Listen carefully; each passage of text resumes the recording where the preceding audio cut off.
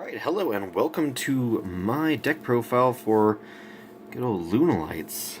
I'm gonna do a quick run through of what I run in my deck and a little explanation for why I run some of them. Further ado, this is the main deck. We're running 3 of the White Rabbit. She's the most important card in the deck. Very, very awesome. Whenever she's normal summoned, she special summons out a monster in defense position, so she can grab out your fusion monsters that have been destroyed, or she can grab back out that black sheep that you sacrificed for your polymerization.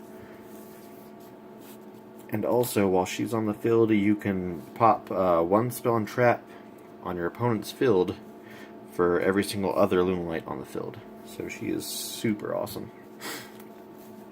The other card that's also probably just as important in the deck is Lunalight Black Sheep. Of course, we're on 3 of these as well. Lunalight Black Sheep can be discarded for your polymerization, and then also whenever you fusion summon with Lunalight Black Sheep, she can pull back any Lunalight from the graveyard into your deck or into your hand. So she can just pretty awesome combo is to discard her for the polymer. And then normal summon White Rabbit to pop her back onto the field, pop a spell back in, and then use that polymerization to fuse for Cat and put White Rabbit right back in your hand. Super good cards.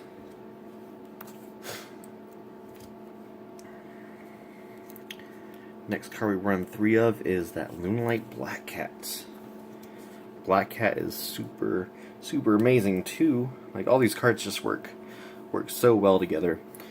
This card, if it's sent to the graveyard, you can special summon any Lunalight from your deck, including that good old level 5 one that's a little bit hard to get out.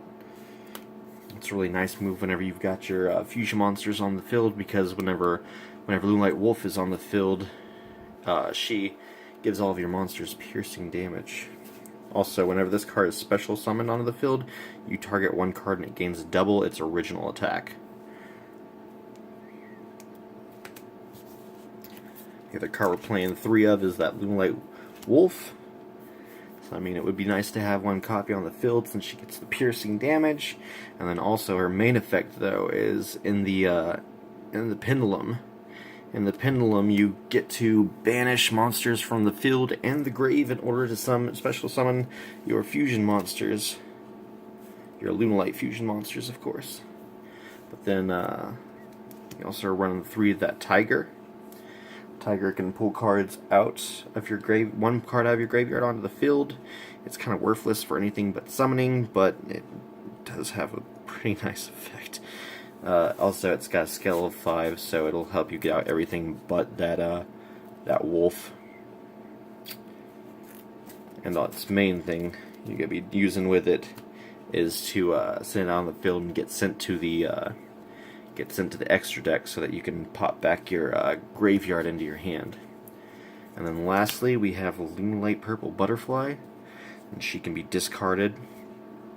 She can be discarded to give one Lunalight monster on the field 1,000, and a lot of the times I'll just kind of waste that effect to get her to the graveyard, because when she's in the graveyard you can banish her to special summon from your hand, so you can throw her into the graveyard that way, and then special summon out your blue cat to give one monster double its attack.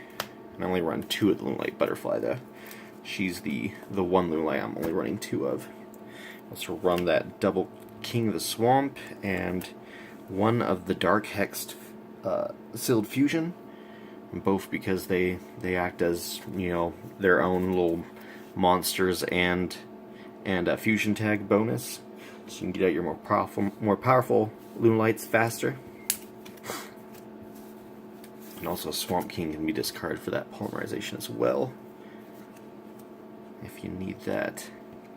So I run the 3 fusion substitutes. I run 3 Fire Formation Tenkis. I run 2 Lunalight Perfumes, only because that's really what I drew. I mean, I could see myself bumping it up to 3, but I don't know. I mean, Honestly, it's not needed as much as other cards in here. I run 3 of the fusion tag. I run 1 spiritual forest. I mean, my real reasoning for this is, you don't really need Raigeki or, your trap cards that destroy monsters on the field, because your trap monster or your fusion monsters can attack. Most of your fusion monsters can attack every single monster on the field, so I find it better just to keep your monsters on the field to get out the fusions rather than trying to destroy their monsters. If you don't know what Spiritual Force does, it the first time a Beast Warrior or a Beast Warrior type or plant type monster you control that'd be destroyed by battle is not destroyed. And this deck runs all Beast Warrior. You got the Psychic Blade to basically help you get an OTK. I run 2 of the Spell Shattering Arrows because there's still lots of pendulums out there and everybody runs spell cards over traps, really. Mystical Space Typhoon for any traps I need to get around. I run 2 of the Fusion Reserve to grab back those fusion substitutes and material. Very nice card, especially for this deck. I run 1 Horn of the Phantom Beast for draw power. And then I run Lunalights Reincarnation to make sure I grab those Lunalights, the specific ones I want in my hand. Okay, now on to my extra deck.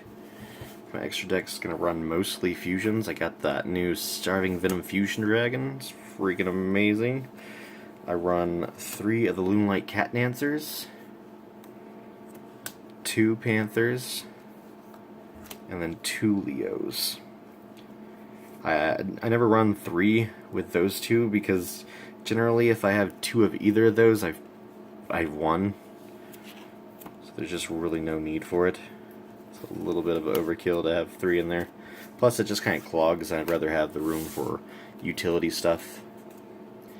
Even though I don't run a full 15 yet, but what I am running in it right now is I run Crumble Logos, just to help with popping stuff that's hard to deal with. I run Leviair to kind of help bring back those banished monsters from Wolf's Effect.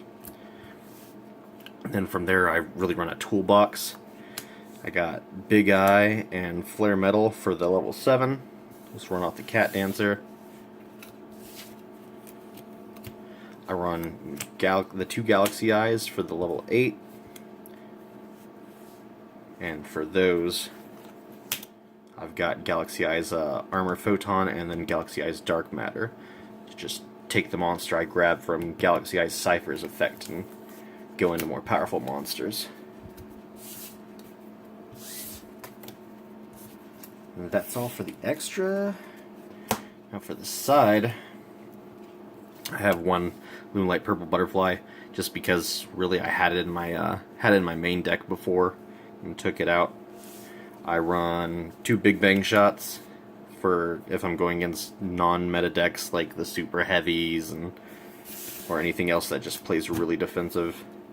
Got System Down for the Cosmos, and well, probably ABC's Cyber Dragons now too. And I run DD Dynamite for all those desire plays. I hope you enjoyed my deck profile. I'll try and get some more out there. This is one of my favorite decks. I really want to make it meta. I think whenever the Junishis come out, I think I'll be able to make it meta to where it can at least compete against a lot of the meta anyway. So, take care. Be sure to like and subscribe. Go ahead and comment, and look forward to the next few deck profiles.